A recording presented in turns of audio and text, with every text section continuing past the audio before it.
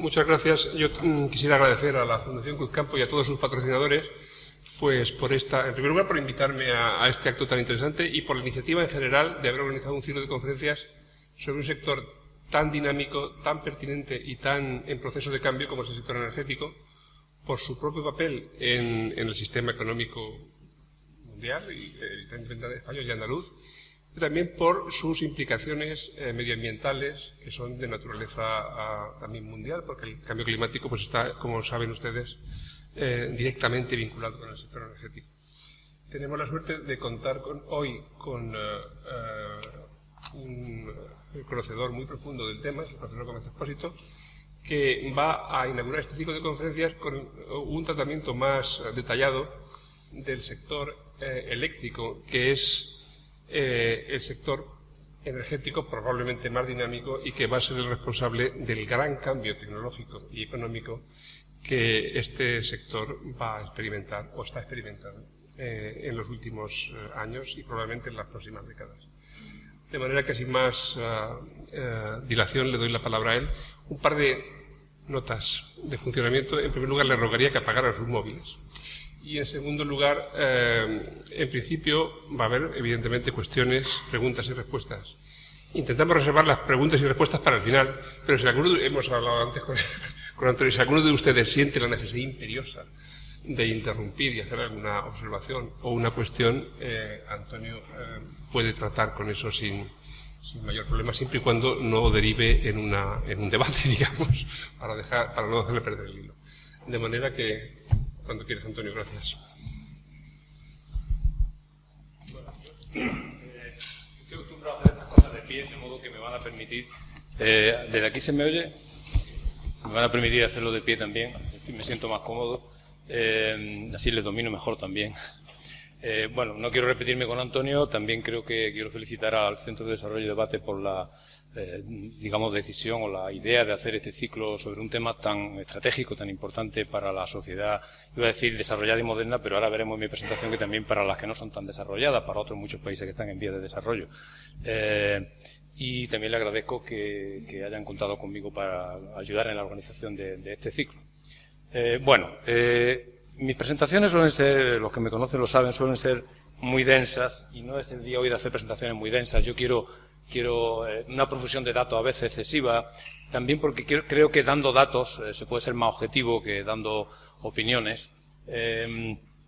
Bueno, antes que nada vean que he quitado ponía retos técnicos y económicos y en realidad hay un tercer tipo de reto que son casi los más importantes de todos, que son los retos regulatorios. Pero los retos regulatorios bordean, digamos, la política, la ideología y al final son temas que he querido obviar, aunque estoy convencido de ello, que van a salir después en el debate. Yo me referiré a los temas técnicos, que son los que más conozco, pero paradójicamente de lo que más voy a hablar casi son de los retos económicos, porque los ingenieros, creo que estamos haciendo, en fin, todos los ingenieros, un trabajo bastante concienzudo y creo que los retos técnicos se están resolviendo con bastante...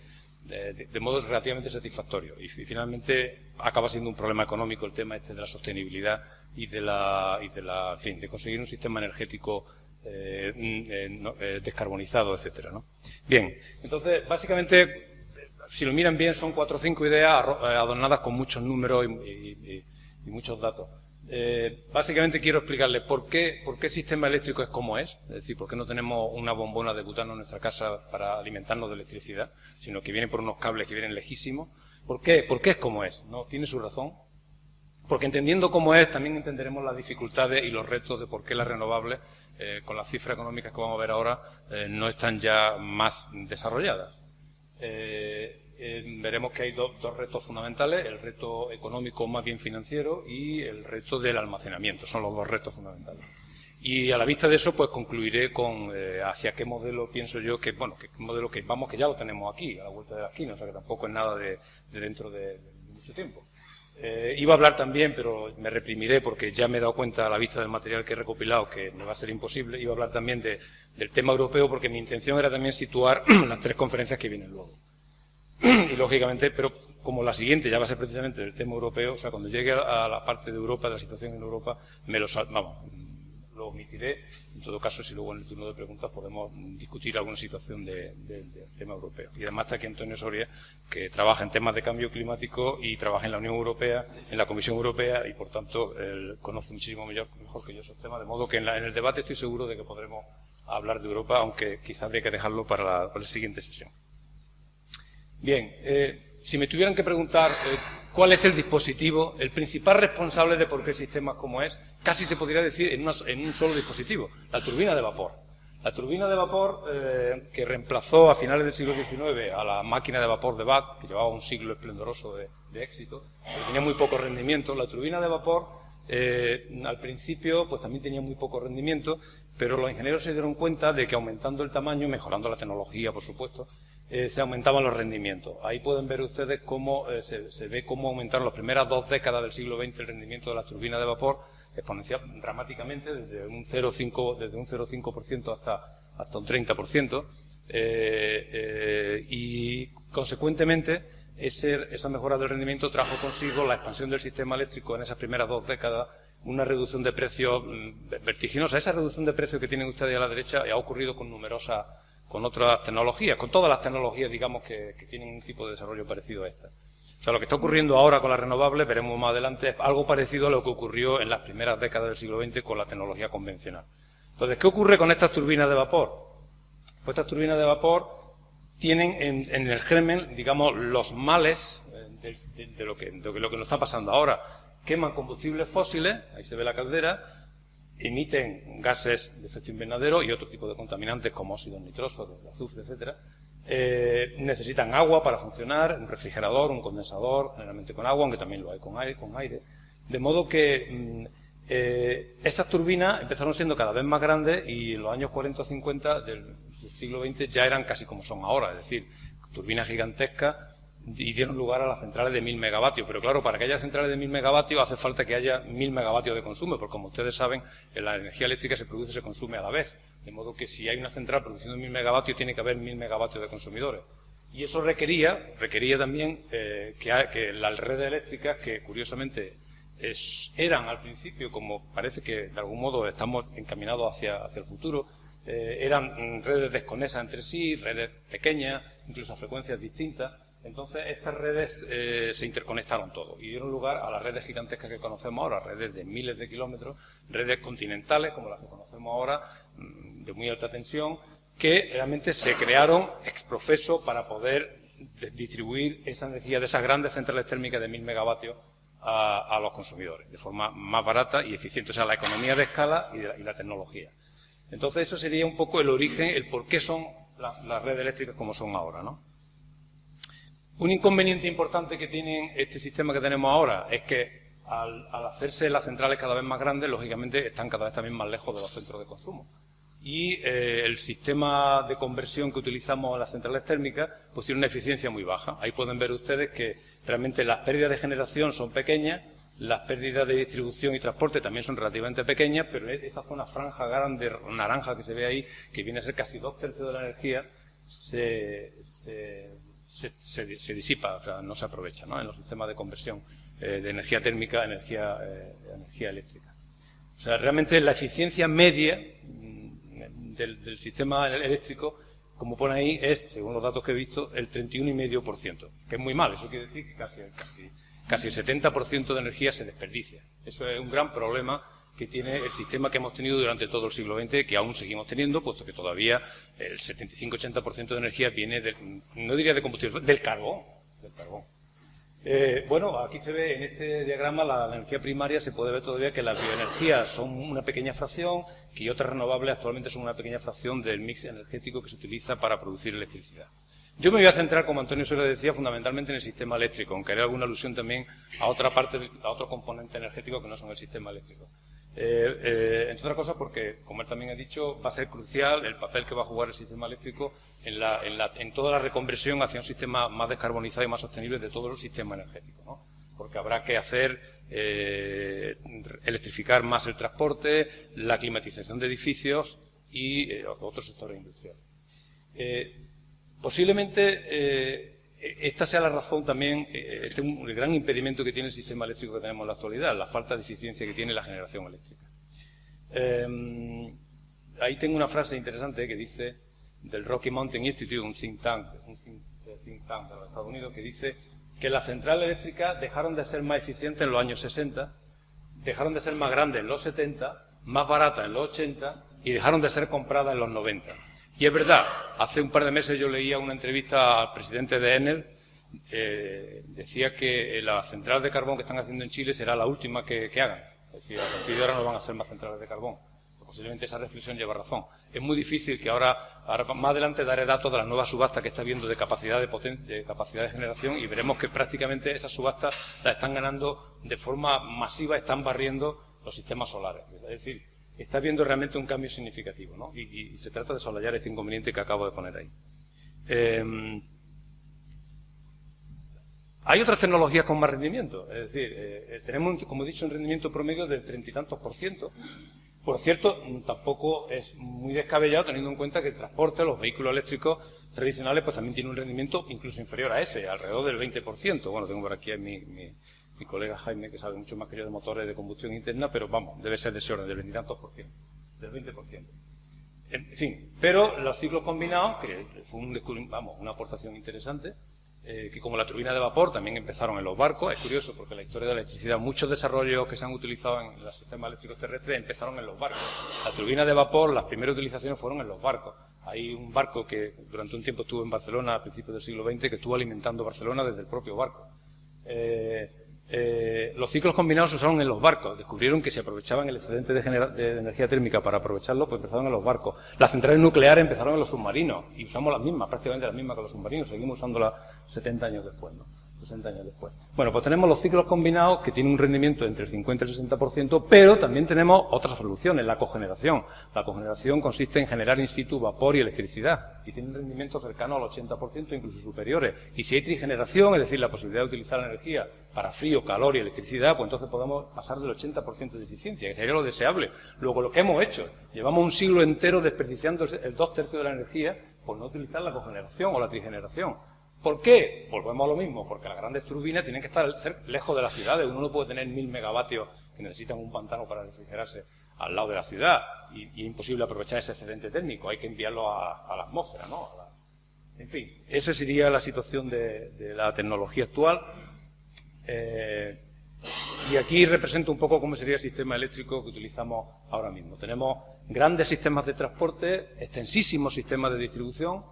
El sistema de transporte recoge toda la energía que generan grandes centrales térmicas de origen fósiles o nuclear, pero son térmicas en definitiva.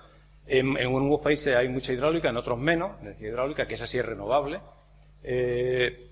Precisamente para las centrales nucleares se desplegaron centrales de bombeo, precisamente para aprovechar la energía barata nuclear por las noches, centrales de bombeo que almacenan energía en forma de agua en un depósito superior.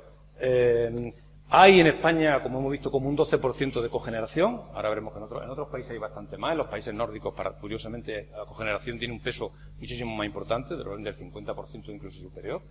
En España el 12%, que es la media mundial más o menos. Y hay un sistema de distribución que alimenta millones de consumidores. Millones de consumidores que hasta ahora eran consumidores que solo recibían energía, ¿de acuerdo?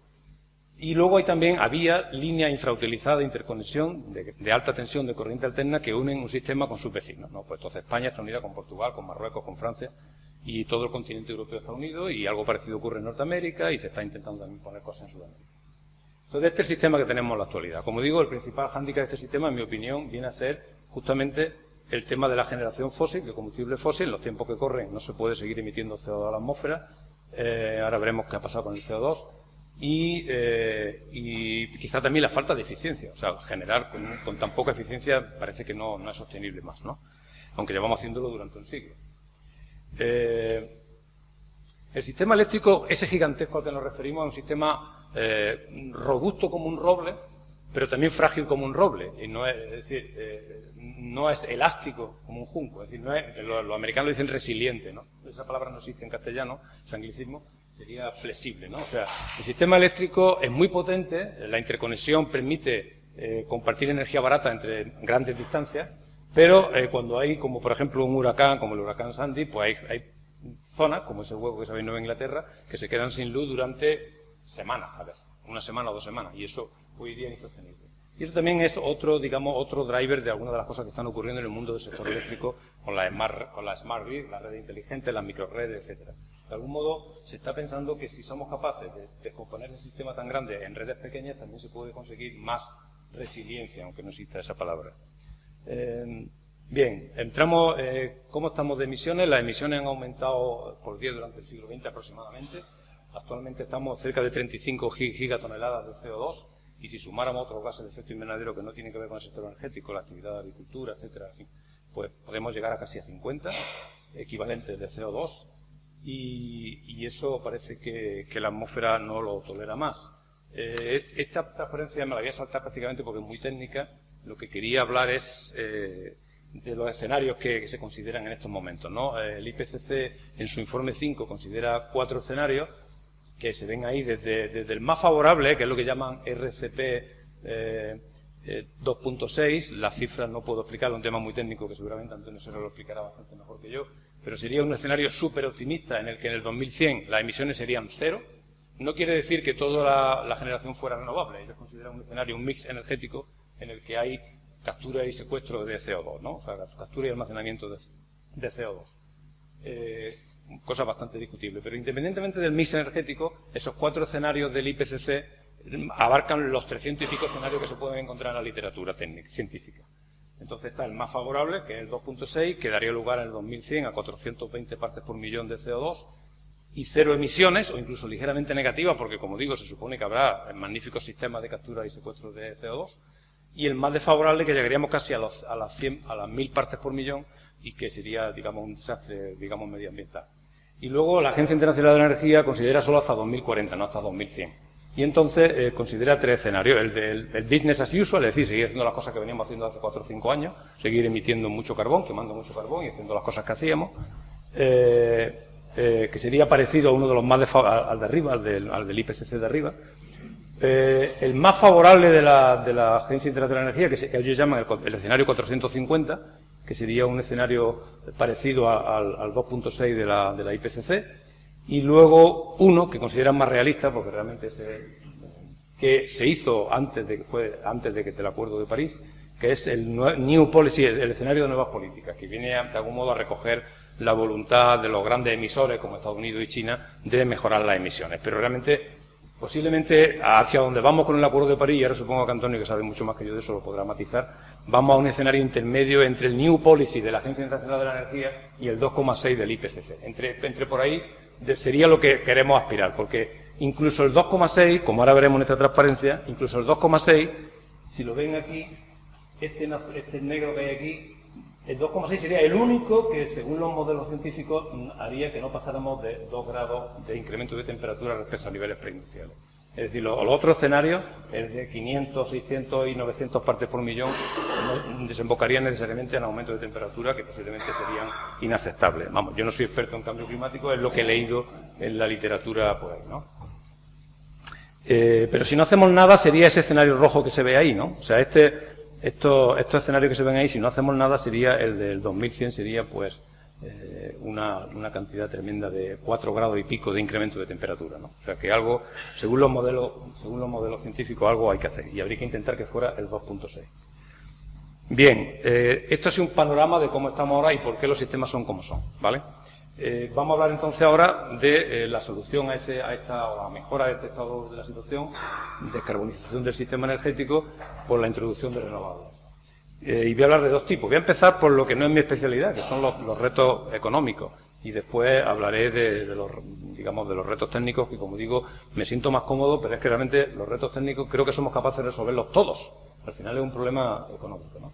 O regulatorio, que ese sí que no, de momento prefiero obviarlo aquí en la presentación y hablar después. Entonces, la Agencia Internacional de la Energía también, en el escenario de nuevas políticas que he dicho ahora, que es un escenario que no sería suficiente para lograr los 2 grados, ese escenario es insuficiente, pero es realista, según la agencia. En 2040 todavía tendríamos, como se puede ver allí, una cuarta parte de carbón, una cuarta parte de petróleo y una cuarta parte de gas natural. Y la otra cuarta parte restante estaría media entre la nuclear y la renovable. Y todo eso aumentando un 90% la situación actual de renovables y otro 80% y tantos por ciento la nuclear. Es decir, incluso en esas circunstancias, casi duplicando la renovable y la nuclear, seguiremos teniendo 3/4 partes de emisiones de origen fósil, ¿no? El consumo de energía mundial, digamos que se ha duplicado desde 1980, esa sería la mala noticia, pero la buena noticia es el ejemplo que supone la Unión Europea. La Unión Europea, como pueden ver ustedes en la página web respectiva de la Comisión Europea, tiene incluso una app para iPhone. La primera noticia que te dan allí en la app esa es que sacamos pecho en la Unión Europea, el consumo de energía actualmente es el mismo que en 1990. Sin embargo, el PIB yo creo que prácticamente se ha duplicado. El PIB se ha duplicado y el consumo de energía es el mismo que en 1990. Si todos los países del mundo hubieran hecho eso, pues no iría de otra forma, ¿no? Iría mejor. Eso quiere decir, la buena noticia es que la eficiencia energética, la intensidad energética va disminuyendo porque somos cada vez más eficientes. Utilizamos electrodomésticos más buenos, coches que emiten menos, bombillas que consumen menos, etcétera, ¿no? Y procesos industriales cada vez más eficientes. Por tanto, esa es la buena noticia. Y quizá a eso tendríamos que agarrarnos, que el resto de países hagan ese tipo digamos, de estrategia que ha seguido la Unión Europea. Por ejemplo, China también está mejorando en ese sentido bastante. No tengo tiempo en fin, en otras presentaciones que he hecho parecidas he puesto una gráfica donde se representa el PIB frente al consumo de energía y se ve que la típica correlación de entre PIB y consumo de energía, afortunadamente, se está rompiendo hacia mejor. Entonces, China también está consumiendo ahora menos, tiene menos intensidad energética. Sin embargo, la India va muy retrasada. El gran problema ahora parece ser la India y otros países en vía de desarrollo. En fin, no quiero pararme mucho más en esto. La penetración renovable es muy diferente. Mucha gente piensa que la penetración de energía es muy baja de renovable, pero no es igual en todos los sectores. En el sector eléctrico, que sería esta barra que hay aquí, aunque a nivel general la media es el 14%, en el sector eléctrico la media es el 22%, como se ve ahí. Y ahí he puesto una barra que le he añadido a mano de España. En España la media estamos como el mundo, 14%, pero en el sector eléctrico podemos también sacar pecho en España, a pesar de que no han criticado mucho de que lo estamos haciendo muy mal.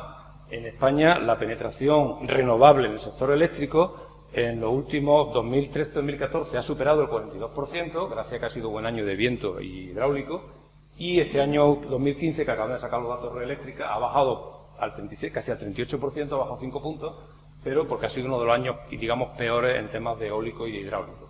Es difícil que España en la situación actual baje ya de ese 37%. Desde luego del 35% me imagino que ya no volveremos a bajar el porcentaje de penetración renovable, porque es un año malísimo, ¿no? Y eso está mucho mejor que en muchos países. Se habla tanto de Alemania, pero Alemania tiene ahora el 24% nada más. Nosotros tenemos, como digo, por encima del 37%. Se habla mucho de Dinamarca, pero Dinamarca tiene un 45%, sí, pero Dinamarca no es un buen ejemplo, porque Dinamarca es un país muy pequeño, muy bien interconectado y que tiene la plataforma del Mar del Norte allí en sus playas. Es decir, Dinamarca tiene mucho eólico porque tiene un gran potencial eólico y una tecnología muy barata. Y ya digo, está muy bien comunicada y un país pequeño, interconectada, quiero decir, por tanto puede absorber lo que quiera. Entonces, digamos que el 45% de Dinamarca, nosotros hemos estado en un 43% en el 2014, tampoco estamos tan lejos. Bien es cierto que con la hidráulica, sin hidráulica la cosa cambiaría, ¿no? Pero digamos que este predicción es de la Agencia Internacional de la Energía, y mucha gente, esto es 2040, mucha gente critica que la Agencia Internacional de la Energía, desde luego como profeta no se ganarían la vida, porque se equivocan con mucha frecuencia. Son muy buenos para recopilar los datos de lo que ha ocurrido este año, pero para hacer a futuro de profetas se equivocan bastante. No fueron capaces o detectaron el pico del petróleo convencional cuando ya se había producido. No se dieron cuenta del boom del fracking. Ahora mucha gente critica que la Agencia Internacional no está prediciendo correctamente la penetración de energía solar que se avecina. Parece que las cifras que están dando, la transparencia que puse antes, son excesivamente conservadoras. Es que la agencia va lenta, que no se da cuenta, que no recoge fielmente esas tendencias, ¿no? Entonces, yo creo que puede ser el caso, ¿no? Por ejemplo, el boom solar. Este boom solar ha tenido una cierta ralentización, como supone en los años de la crisis económica. La instalación de energía solar ahora mismo en el mundo ha pasado de 2006 a 2015, se ha multiplicado por 23 en 10 años. La energía solar de tipo eléctrico, en el sector eléctrico. O sea, hay un boom solar que casi no se preveía hace 6 o 7 años. Parecía que era la eólica la que se iba a llevar hasta el agua. Bueno, la eólica es como empezamos, pero la solar parece que le está ganando ahora mismo la batalla a la eólica. Eso no quiere decir que la eólica no sea importante y lo será muy importante en el mix futuro, ¿no? Pero parece que es la solar la que finalmente, como ahora veremos en algunos datos que vamos a dar. Antes de entrar en costes, sí le quiero decir cómo es el estado del arte de la tecnología solar, y le pongo dos instalaciones representativas. Por un lado, en termosolar, le pongo esta instalación de Nevada, de 110 megavatios, que es la más grande, que utiliza sales fundidas en la torre. Es decir, se calientan directamente las sales fundidas, no se calienta vapor de agua ni las sales fundidas directamente. Lo cual simplifica la gestión de la energía, hace que sea totalmente gestionable casi como una planta normal, como una planta convencional fósil. Le permite en este caso tener 10 horas de almacenamiento y un factor de utilización, si es cierto lo que he leído, me parece muy alto, pero parece que sí, es correcto, superior al 50%, 51%. Quiere decir que de las 8.700 horas del año, más de la mitad de la hora está trabajando a potencia plena, digamos, ¿no? Más del 50%. Frente a la fotovoltaica que está aquí, que tiene, esta por ejemplo, una instalación de 500, ahí se puede ver, unos 25 kilómetros cuadrados en California, es así, que tiene un factor de utilización del 23 bastante bueno, de los más altos en instalaciones fotovoltaicas, aunque eso va poco a poco subiendo por la mejora de eficiencia de las placas fotovoltaicas, y esas son 550 megavatios, o sea, la instalación más grande, bueno, hay nomás en 2015 de 580 megavatios, para que se haga una idea de orden de magnitud. Ventaja de la fotovoltaica, que es escalable, se puede instalar en el techo de su casa 4 kilovatios, y ahí la economía de escala no es tan importante. O sea, la instalación de los 4 kilovatios de mi casa es ligeramente más cara que la instalación de 110 megavatios de allí, pero no hay tanta diferencia. No hay tanta diferencia porque nos ahorramos un montón de costes que las grandes instalaciones tienen que hacer. Sin embargo, la termosolar no es tan modular. Evidentemente, no se puede construir una termosolar en su casa, ¿no? Esos son, digamos, el estado del arte en termosolar, ¿vale? O sea, que estamos hablando ya de plantas comparables a los ciclos combinados. No estamos hablando ya de plantas de juguete de 50, vamos, de 50 megavatios o de 10 megavatios como al principio, ¿no? Que se introducen en la redistribución. Bien, ¿qué está pasando aquí? Pues lo dije antes con la turbina de vapor del principio del siglo XX. Está habiendo digamos, un círculo virtuoso de costes, que es lo que decimos en este gremio, ¿no? O sea, el apoyo, digamos, regulatorio, los incentivos, el interés social en que se desarrollen las renovables hacen que muchos gobiernos saquen leyes que favorecen o promueven que las renovables, entonces, pues, o hay mecanismos como primas, en fin, una serie de incentivos, de grabaciones fiscales, una serie de incentivos para las renovables. Eso hace que haya más gente interesada en producir, en mejorar esa tecnología, y entonces eso trae producción más cantidad, como todo lo que ocurre en lo que ha pasado con otras electrónicas de consumo, con otros muchos sectores, por ejemplo con el genoma, ¿no? El genoma, ¿cuánto costaba hacerse un genoma hace 15 años, al principio del siglo XX? ¿Cuánto cuesta ahora? Pues del orden de, 50 o 100 veces más barato. No estoy seguro de la cifra, pero es mucho más barato ahora hacerse ahora se puede hacer el ADN uno, creo yo, cada uno, mientras que antiguamente era mucho más caro. Bueno, pues eso, la reducción drástica de precios es una cosa que está pasando en el sector renovable por este círculo virtuoso de costes que consiste en producción cada vez más cantidades mayores. Cada vez que se duplica la producción, pues puede bajar un 5 o un 10%, depende de cada tecnología. Y también la innovación, porque las placas fotovoltaicas cada vez tienen más eficiencia. No solamente que sean más baratas, es que se combina, que aumenta la eficiencia y baja el coste. Son dos factores, ¿de acuerdo? Por ejemplo, en Canadá, esta empresa Canadian Solar, por cierto, de capital chino. Casi todo lo que voy a decir aquí es chino, ¿no? Aunque aparezcan nombres americanos y europeos. Esta empresa, pues, aquí se puede ver los distintos componentes de las placas fotovoltaicas. La oblea de silicio, lo que costaba en 2011, en el segundo cuatrimestre de 2011, y lo que cuesta en 2014. Fíjense, se ha dividido por 3 la oblea de silicio. En la célula en sí, con todos sus electrodos, sus soldaduras, etcétera, pues ha pasado de 0,22 a 0,15. Y el módulo, que es donde se ensamblan muchas células para construir un módulo de 400 o 700 vatios, pues ha bajado de 0,3 a 0,16. Total, que la placa fotovoltaica pasa de $1,3 por vatio pico a 0,53. A eso hay que sumarle, lógicamente, la instalación en sí, con lo cual este 0,53 al final se pone en 1 y pico, en 1,2, depende ya de lo grande que sea la instalación. ¿De acuerdo? Fíjense la reducción de precios. Esto es un estudio de Cofis, la media de todos los países de la Unión Europea, los costes normalizados de la energía, las siglas LCOE son Levelized Cost of Energy, es decir, el coste normalizado que incluye la inversión inicial, los costes variables, el mantenimiento, la financiación, todos los costes de la instalación eléctrica, de la instalación en sí, pues se puede ver aquí cómo la solar fotovoltaica en 2008 tenía precios de este orden, mientras que en 2012 tiene precios mucho más bajos. E incluso aquí he puesto un asterisco de cómo están algunos precios de algunas cosas que se están ofertando en estos momentos, que está a 7 y pico céntimos el kilovatio hora en 2015. Esta raya roja representa el precio en España para un consumidor grande, para un consumidor medio, tipo un hospital, una industria mediana y tal. Este sería el precio que le costaría a un consumidor medio, por ejemplo, un hospital con 20 gigavatios hora al año, ¿no? Para un cliente residencial como nosotros estaría más a la derecha, sería un precio mayor. Entonces, pues se ve claramente que incluso para estos clientes que la energía les sale más barata, ya el precio normalizado de la energía en fotovoltaica es más barato, ¿no? En la media de la Unión Europea. Y el viento onshore, o sea, en tierra también, claramente. El offshore posiblemente todavía no. Depende del sitio. En Alemania, otro ejemplo, y con esto termino con la reducción de precios fotovoltaicas. En Alemania hemos pasado de 3,5 en junio de 2009 a 1,2 en 2014. Es decir, se ha dividido por 3. Y en los últimos 3 años se ha dividido un 50% casi. Es curioso cómo Alemania, con un mercado maduro que siempre se usa como ejemplo, porque un mercado donde ha instalado casi 40 gigavatios fotovoltaicos, en Alemania van por delante de Estados Unidos. En Estados Unidos las placas fotovoltaicas todavía es un poco más caro. Y la energía más barata, quizá por eso, ¿no? Bastante más barata. En estos países que se ven ahí en distintos tonos, ya se ha alcanzado la paridad bien en 2014 o a lo largo de 2015. Y en algunos, por ejemplo, se ha alcanzado la paridad solo en periodos puntas, no en la media. Pero se está alcanzando la paridad de red en generación fotovoltaica en muchos países, ¿de acuerdo? Estas subastas que hace unos meses se hicieron, a finales de 2015, a mí me sorprendieron mucho. He recopilado hoy los datos importantes porque a la gente que trabaja en el sector le puede realmente sorprender. Por ejemplo, dime. Bueno, soy el primero en intervenir. ¿Puedes explicar un poco lo que es paridad en red? Sí, perdona. Sí, yo es que... Gracias, Antonio.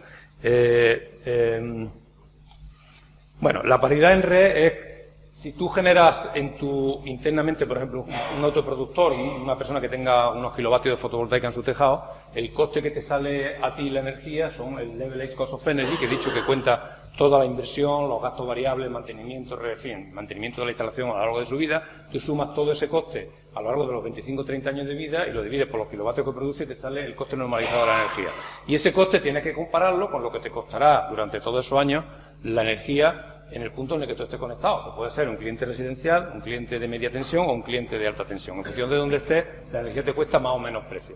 Entonces, cuando se igualan, se dice que se ha alcanzado la paridad de red. Lo que pasa es que en la paridad de red hay también, cuando miran gráficas, hay que tener mucho cuidado, porque uno incluye los impuestos y otro no incluye los impuestos. A veces te encuentras ahí con gráficas que dice que el kilovatio hora está a 12 céntimos no sé dónde, porque no incluyen ni impuestos ni otro tipo de sobrecoste. Y otras veces ves que el kilovatio hora vale 25, y es porque está contando el coste medio, metiendo ya todo el recibo de la luz. O sea que la paridad de red es un concepto un poco delicado, porque según cómo se cuente el coste de la energía, porque claro, si cuentan los impuestos, también habrá que contar los impuestos de los otros. Es decir, pero bien, básicamente, con eso hacemos una idea. Bueno, entonces estas subastas a mí me han llamado mucho la atención, porque son cifras realmente que no se habían visto y que sorprenden mucho. Por ejemplo, en Chile, que es un sitio donde en España tenemos intereses porque trabajan empresas españolas como Abengoa. En Chile, la última subasta sin subsidio, es decir, sin desgravaciones fiscales, sin primas, sin nada, de fotovoltaica, ha estado entre 6,5 y 7,8 céntimos de dólar el kilovatio hora fotovoltaica. La eólica, ligeramente superior, es decir, se ha llevado más cantidad de capacidad la solar fotovoltaica que la eólica. La termosolar con almacenamiento, que eso es importante, con almacenamiento, por tanto es más cara, es lógico que sea más cara porque tiene almacenamiento, 9,7 céntimos de dólar el kilovatio hora, ¿de acuerdo? Esta última, ahí tienen, Abengoa tiene 110 megavatios termosolares y otros 100 fotovoltaicos, creo recordar, aunque ahora mismo no sabemos eso en qué va a quedar. Pero sí también Solar Reserve, que es una de las que hemos puesto antes, que puso una central en Nevada, ¿no? En la India, por ejemplo, la subasta de Sun Edison, que es una de las empresas más grandes del sector fotovoltaico, de capacidad son 500 megavatios fotovoltaicos a 7 céntimos de dólar el kilovatio hora sin subsidio. Bien, en Texas, en Austin, lo mismo. Ahí se ha llegado sin subsidio a 6 céntimos el kilovatio hora, 300 megavatios fotovoltaicos. O sea, eso son cantidades que hace 2 años era muy difícil de pensar, y desde luego hace 10 absolutamente impensable, ¿no? Hace 10 cuando en España estábamos poniendo las placas 5 veces más caras que están ahora, ¿no? Entonces, en fin. Otra implicación económica que tiene, una implicación económica importante que tiene la renovable, y lo estamos viendo en España diariamente, es que cuanto más producción renovable hay una tendencia a la baja en el mercado mayorista. Porque si las renovables entran, como tiene un coste variable mucho menor que los combustibles fósiles, porque el viento es gratis, por tanto el sol también es gratis, salvo el mantenimiento, entonces el coste variable entienden ustedes que es mucho menor.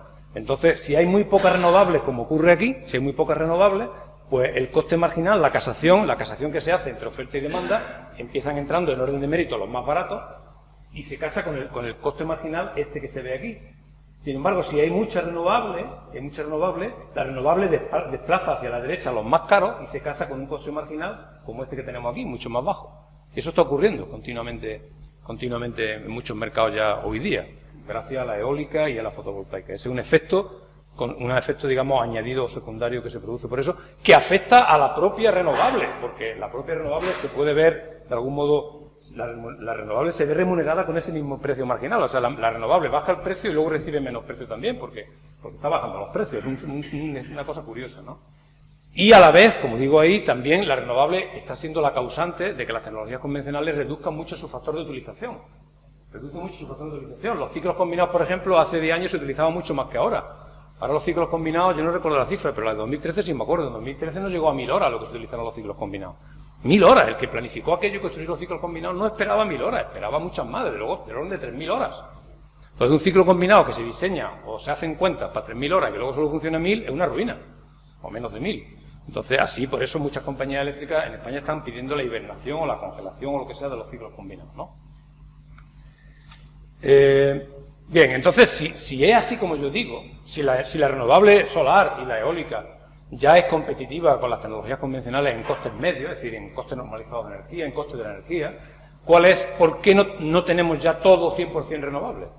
Bueno, pues hay dos razones fundamentales. Una, que es la que estoy poniendo aquí, que es el problema financiero, o sea, el problema de chocar contra un sistema que lleva 100 años maduro. Es decir, un sistema como el sistema eléctrico, que lleva 100 años funcionando a la perfección, que dominamos muy bien, que es muy ineficiente, como hemos visto antes, aunque la eficiencia ha mejorado bastante, también lo hemos visto las dos facetas, y por tanto hay que introducirse, penetrar en un sistema que es maduro, competitivo, eficiente, es decir, que hace las cosas bien, y es difícil porque de entrada hay que gastarse un pastizal en quitar de en medio instalaciones que no han llegado al final de su vida y que hemos pagado ya por ellas de algún modo, o sea que no se puede de repente desmantelar todos los ciclos combinados o todas las centrales nucleares, aunque Alemania lo está haciendo, para sustituirlas por renovables hasta que no lleguen en principio al final de su vida útil. O sí, o habrá que hacerlo si la presión de la descarbonización no conduce a ello. O sea, eso está por ver.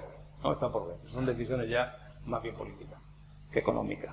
Entonces aquí se puede ver, por ejemplo, un ejemplo, para no poner España, porque otras veces he puesto España, pero luego eso está como muy polémico. O sea, yo voy a intentar no hablar de España aquí, que luego supongo que en el caso del turno de debate no habrá más remedio que esa la información. Pero, por ejemplo, en Alemania, que es más fácil, para ya no lo veo. En Alemania, esto es una perspectiva de cuánto se prevé que habría que instalar de potencia y lo que costaría, en rojo, eso lo he puesto yo, cuánto costaría hacer un sistema eléctrico esencialmente renovable. Fundamentalmente, digo esencialmente no del todo, porque seguiríamos teniendo 44 gigavatios convencionales. O sea, si a los 44 gigavatios convencionales le añadimos 180 renovables, tendríamos la friolera de 230 gigavatios de potencia instalada para una punta de demanda de 70 gigavatios.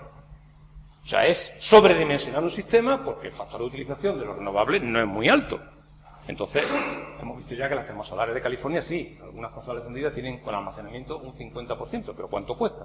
Entonces, estamos sobredimensionando no sé cuántas veces. Para 70 gigavatios tenemos que tener instalados 200, y eso porque contamos con 44 convencionales, no lo olvidemos. Si no estuvieran los 44 convencionales, no sé qué ocurriría. Bueno, pues estos 180 gigavatios cuestan la friolera de 250.000 millones aproximadamente, sin contar el almacenamiento.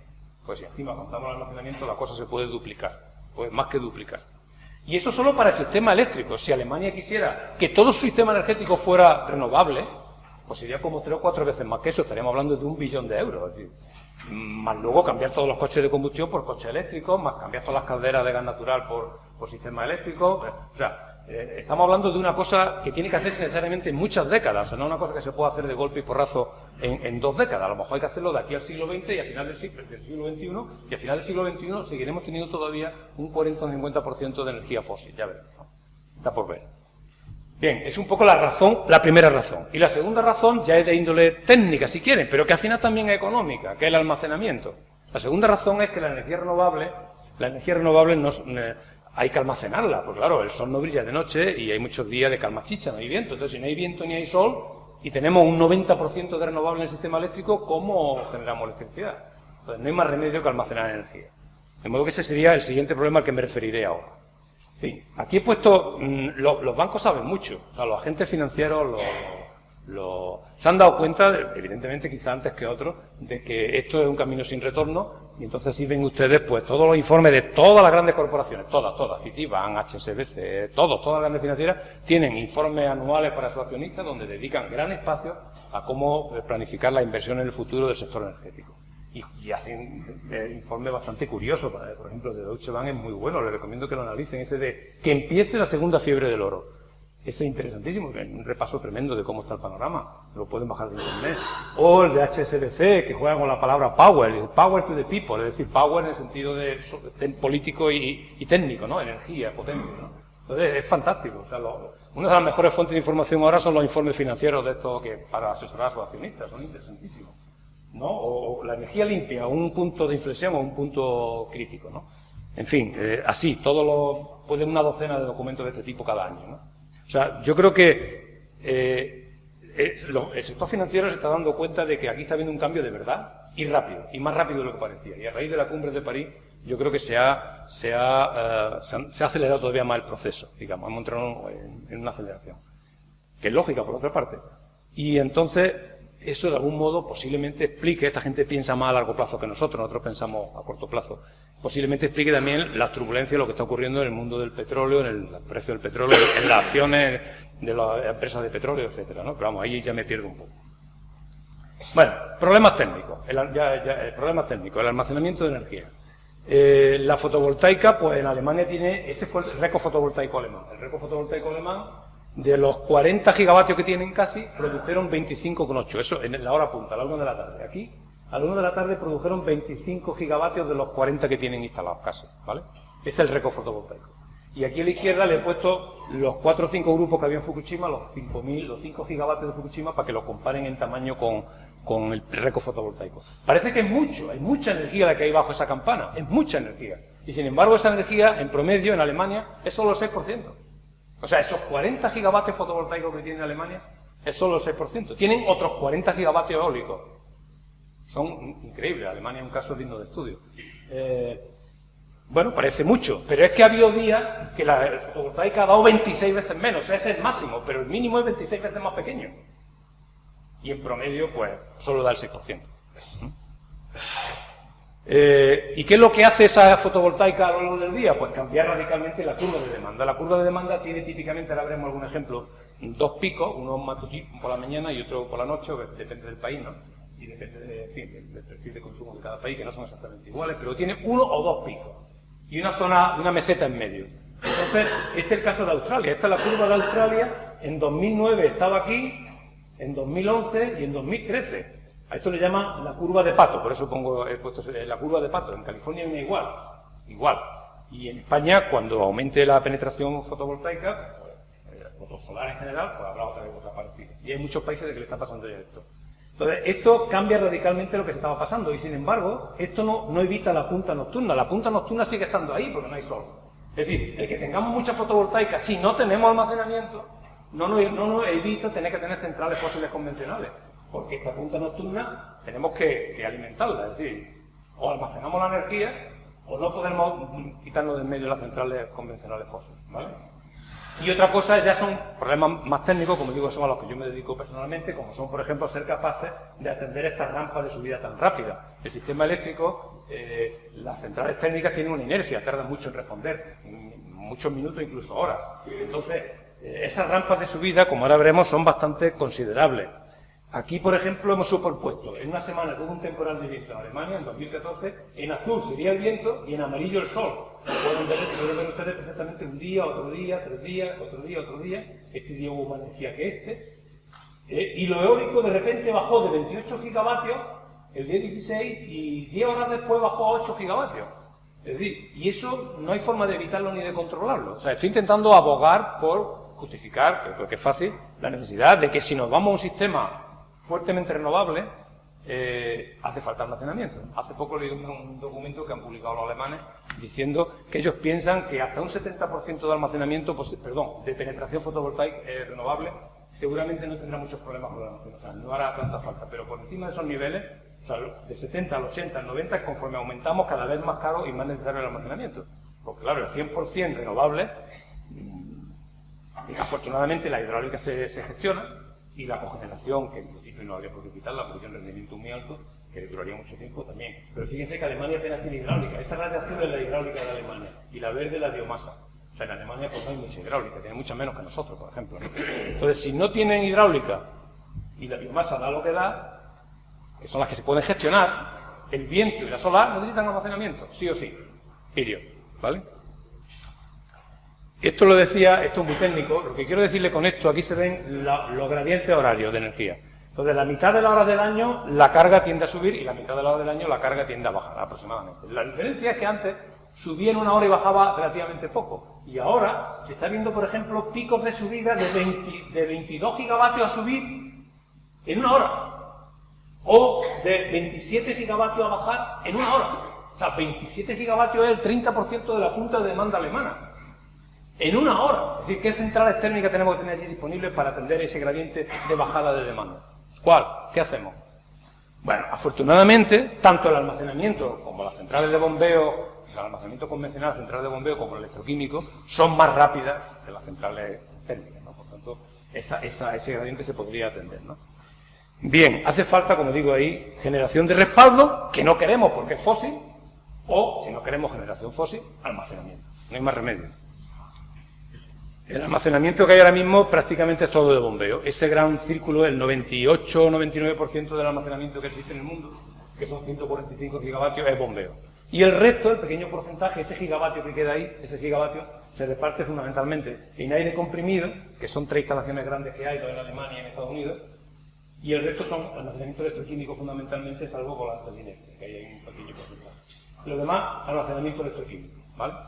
Baterías como las de sulfuro sodio, que no son para coches, son para aplicaciones estacionarias, son demasiado grandes. Baterías de flujo, que están sufriendo muy fuerte ahora. O baterías de ion de litio clásicas de plomo ácido. Eso es lo que hay, pero muy poco. Eso es insignificante en comparación con las necesidades que hay. O sea, almacenamiento, se espera que ocurra un despliegue parecido al de la fotovoltaica y se espera, esperemos, que haya una reducción de precios similar a la que hemos vivido y hemos, digamos, visto. Iba a decir disfrutado, pero no hemos disfrutado, porque aquí lo pusimos antes de que bajaran los precios. Iba a decir, la bajada de precios que hemos disfrutado, no, que han disfrutado otros y que están disfrutando otros. Por ejemplo, los chinos. Bien. El bombeo consiste, como ya les digo, en subir agua de un envase inferior a un envase inferior y luego utilizarla cuando hace falta. Se almacena en forma mecánica. El almacenamiento, básicamente, hace una cosa que ya hacíamos, que es aplanar la curva de demanda. O sea, la demanda eléctrica se compra de la red. La puedes producir tú con fotovoltaica, como se muestra aquí. Puedes reducirla si eres eficiente y te compras cosas que consumen menos. Esos son los 3 mecanismos de gestión de la demanda. Pero el último mecanismo es gestión de la demanda, que ya hacíamos mucho. Bueno, yo, por ejemplo, tengo tarifa nocturna y, por tanto, yo procuro que el consumo nocturno en las zonas valles sea lo máximo posible. De hecho, en mi caso es casi 40%. Es decir, yo logro desplazar demanda de las zonas puntas a las zonas valles sin tener almacenamiento, por el simple hecho de no poner los electrodomésticos en determinado horario. Pero eso en gran cantidades masivas, la única forma de lograr realmente eso sería con almacenamiento. Es decir, tener tú en tu casa un chisme de 1 metro cúbico allí donde almacena energía. Y entonces podrías, fíjense, muchos de los que estamos aquí tendremos, no sé, 5 o 6 kilovatios de potencia contratada, mientras que la potencia media no llega a 1 kilovatio de potencia media. Mi energía dividida por el número del año es 1 kilovatio. Sin embargo, tengo 6 kilovatios. ¿Por qué? Porque tengo puntas de consumo y tengo que tener capacidad suficiente para hacer esas puntas de consumo. Si tuviera almacenamiento suficiente y fuese rentable, sí, Si fuese rentable, solo contrataría 1 kilovatio. Esto está suponiendo una revolución. Los bancos tienen, en uno de esos informes, los financieros, como he dicho, están hablando de un problema, digamos que se llama la deserción de la red, el riesgo de que los clientes empiecen a irse de la red. Están hablando de ese tema, cuando el almacenamiento más la fotovoltaica sea competitivo, que todavía faltan muchos años. Ahora veremos algún dato. Bueno, en esto no voy a entrar, son las tecnologías. Esto sí quiero comentarlo. Desgraciadamente, en el almacenamiento que más, digamos que más posibilidades tiene de crecer ahora, que es el electroquímico, porque desgraciadamente las centrales de bombeo, los sitios idóneos están bastante saturados, aunque se está aumentando mucho el bombeo en algunos países, pero por ejemplo, en España no hay posibilidad de crecer mucho en bombeo. Entonces, el almacenamiento electroquímico es uno de los que más porvenir parece que tiene, porque se está centrando los esfuerzos. Acuérdense de Tesla, ¿no? Que Elon Musk, que acaba de anunciar hace 6 meses, un año, la nueva generación de baterías que no eran para coches eléctricos, sino para uso doméstico o comercial. Entonces, ahora mismo fíjense que el 84% de la producción de baterías está en Asia, en 3 países, China, Japón y Corea. Pero es que lo que está en construcción es más todavía, el 94% en esos 3 países, en 2, Japón y China. Afortunadamente, en Estados Unidos ese círculo grande que hay ahí es los 35 gigavatios hora de producción, que son simplemente el anuncio de Tesla. Es decir, puede ser en fin, pero realmente en Europa, fíjense, es lamentable. O sea, en Europa no nos damos cuenta de que está muy bien luchar contra el cambio climático, pero seguramente hay que hacer un gran esfuerzo por apoyar la industria que produce este tipo de cosas, porque si no tendremos que comprársela también a los asiáticos, como estamos haciendo con los coches híbridos y con no sé cuántas cosas más, ¿no? Yo creo que es un tema importante, ¿no? Que la Unión Europea debería posiblemente de abordar estratégicamente, ¿no? Otro asunto importante del almacenamiento, ya que estoy hablando del almacenamiento, que no tiene que ver con, bueno, tiene que ver con los costes, sería, a diferencia de la generación y el consumo, el almacenamiento está en tierra de nadie. O sea, no está bien regulado, no existe una regulación sobre el almacenamiento, y eso que no iba a hablar de regulación, una regulación correcta. Los generadores dicen, yo no me hago responsable de nada. Los generadores renovables no quieren poner almacenamiento porque suben los costes y lo hacen menos competitivo, que ponga el almacenamiento otro. El transportista dice, yo me limito a transportar energía. El consumidor dice, bueno, yo lo pongo si me interesa, si no, no. O sea, ¿dónde se pone el almacenamiento? ¿Quién pone el almacenamiento? ¿Quién se hace cargo de eso?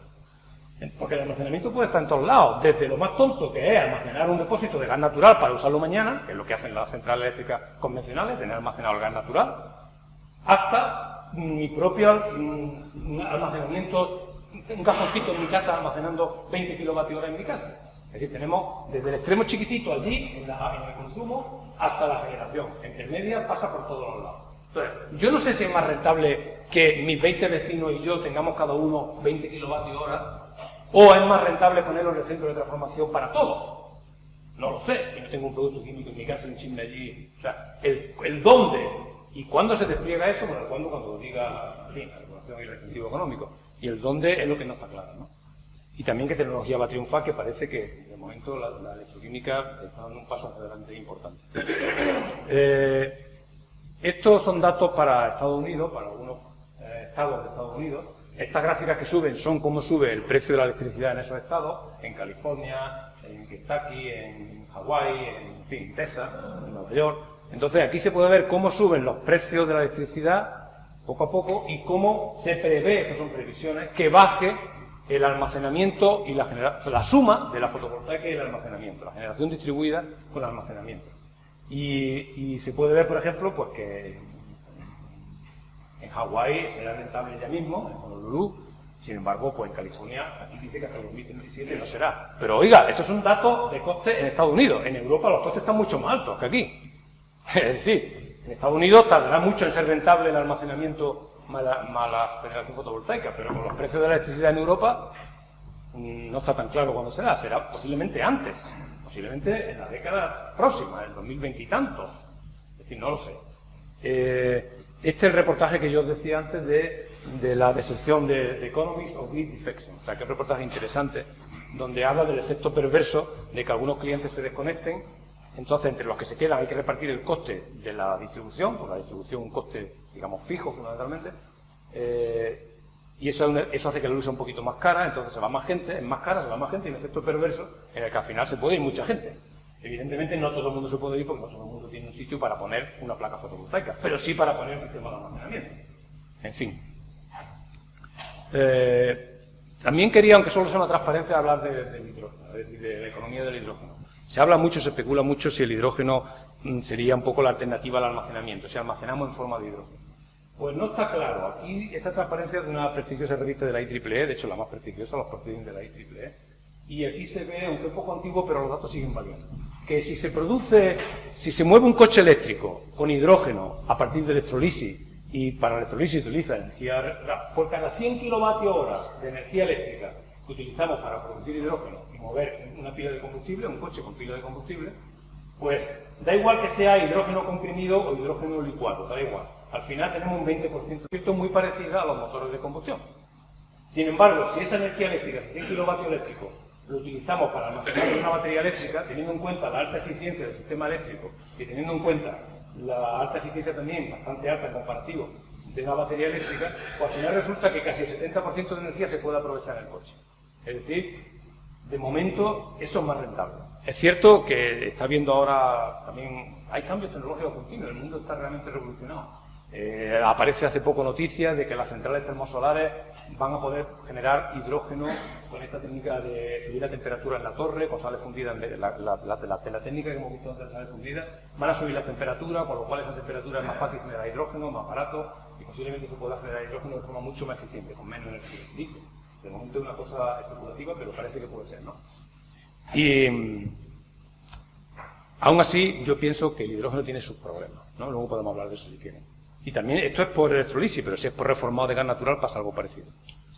Bien, entonces, ¿hacia qué modelo vamos? Bueno, pues vamos hacia un modelo mucho más complejo, básicamente. Entonces, esta es la misma transparencia del principio, pero con todo lo habido, que aparece que va a haber almacenamiento, porque las renovables, todas las centrales termosolares y también las fotovoltaicas posiblemente tendrán todas con su almacenamiento ya puesto, habrá almacenamiento en las renovables, aparte del bombeo que teníamos ahora. Las renovables habrán sustituido casi por completo a las fósiles, eso todavía se llevará varias décadas, no vamos a pasar mañana. Habrá también almacenamiento posiblemente en las redes, en las propias redes, seguramente las redes necesiten o convenga tener almacenamiento para servicios de red, para esas rampas de esos gradientes de carga de subida y de bajada.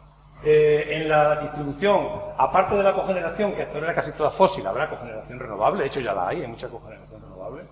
Los consumidores, no todos serán consumidores pasivos, sino que serán consumidores que producen su propia energía, habrá autoproducción y también posiblemente tengan almacenamiento. Es más, habrá gente que tenga solo almacenamiento porque no tenga metros cuadrados para poner su propia producción. Mucha gente que tiene un bloque de piso, evidentemente no puede poner una placa fotovoltaica, pero sí una lavadora.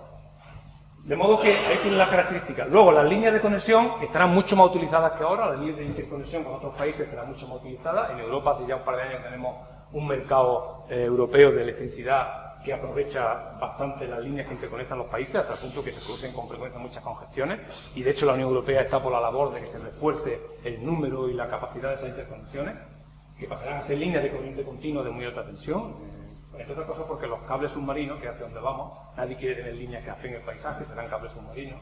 Entonces esos cables submarinos no pueden ser de corriente alterna porque los cables submarinos de corriente alterna tienen restricciones térmicas, tienen que ser de corriente continua. Entonces tendremos más líneas, más interconexiones, más diversidad en el perfil, en el mix de generación, menor factor de carga de todos los participantes, porque el renovable por definición tiene un factor de carga muy bajo, como hemos visto, del orden del 20 o el 30%. En el lado de la distribución seremos consumidores y productores simultáneamente. Se habla de microredes, de redes locales, de sistemas locales donde se puede hacer trasiego y compraventa de energía. Habrá más inteligencia porque ese sistema tan complejo requiere sistemas más sofisticados de control y de operación de la red, y en eso estamos trabajando nosotros, es un poco nuestra especialidad, precisamente, dotar de más inteligencia a este sistema. Y básicamente ese será el sistema que tendremos a finales de... Bueno, que ya tenemos realmente, prácticamente ya tenemos. Eso es una quimera todavía, es una quimera, o sea, las líneas de corriente continua más largas que hay ahora mismo en el mundo están en China. En China hay 3 o 4 ya funcionando y otras 8 ya en proyecto, y la más grande que hay son líneas de 8 gigavatios, de más o menos 800 kilovoltios y de 2.500, bueno, la última 2.800 kilómetros de distancia. La anterior está en Brasil y China están las más largas. Entonces se pueden hacer líneas de corriente continua muy largas, porque no tienen el problema de la línea de corriente alterna. Entonces vamos a un mundo, a una superred, a una red en la que conviven las líneas de alterna con las líneas de continua.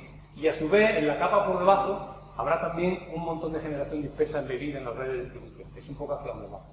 ¿De acuerdo? A la situación en Europa, esa es la que dije que me la salto porque ya le he cansado mucho, ya hemos terminado, esto me lo voy a saltar. Podríamos hablar de muchos modelos que hay en Europa de mix energético, pero no lo vamos a hacer, me lo salto, ya le he cansado bastante. Y con esto termino, viendo, por ejemplo, que Edison fue también un visionario en estos temas, porque decía que qué energía era del sol, que hay que aprovechar y que espera que se pueda aprovechar antes de que se agoten los combustibles fósiles. Y se va a salir con la suya. Gracias.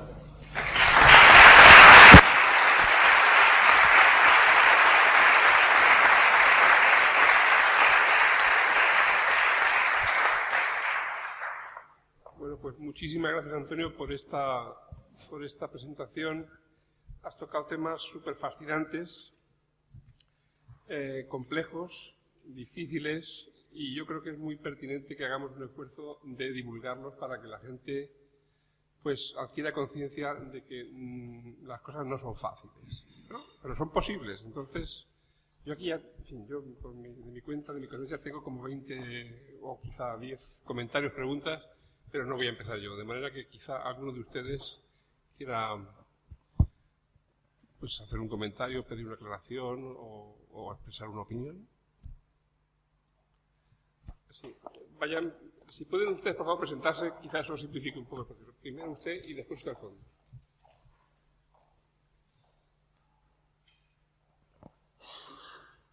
Hola, soy Ángel de la Agencia Andaluza de la Energía. Y bueno, he incidido mucho en el almacenamiento eléctrico. La solución es que en cada vivienda tengamos una batería, un almacenamiento eléctrico, ¿o no?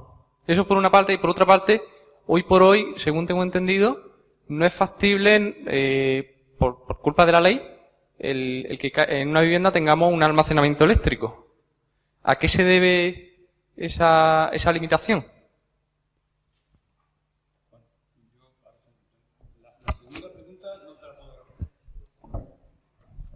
Sí. Por cierto, yo allí me retiraba mucho, ¿se oía? Se oía. Lo siento, tenía que haberme acercado más, es que me expando. Me refiero allí. No, la segunda pregunta, desgraciadamente, yo no sé por qué, o sea, no entiendo, no conozco la legislación al respecto. Si usted dice que está limitado el tener sistemas de almacenamiento, será verdad, o sea, no, siento no decir el por qué, o sea, no puedo responder a por qué el legislador no ha hecho una legislación u otra. Es decir, hombre, técnicamente es posible, claro, técnicamente es posible.